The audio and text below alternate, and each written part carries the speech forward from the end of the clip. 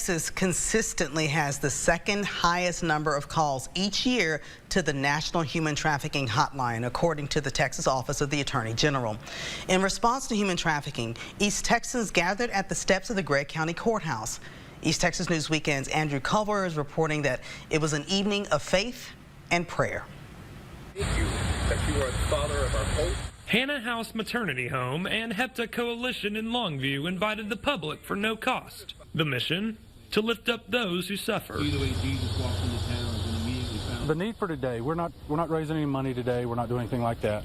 This is simply just calling out to the Lord, asking Him to do what only He can do. Our part of communication with Him is prayer. It's calling out to Him. We believe He answers prayer. Human traffickers victimize an estimated 27.6 million people worldwide. That is according to the United Nations International Labor Organization. East Texans are remembering these victims here today, but it's also part of a global initiative.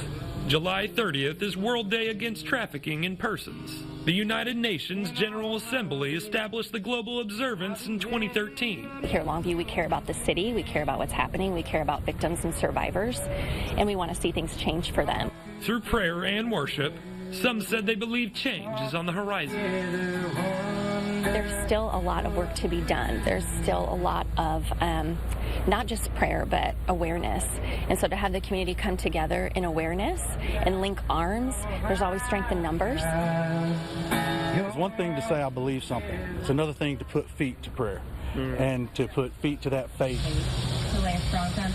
Andrew Culver, East Texas News Weekend. About 40 East Texans joined in on that prayer and worship event.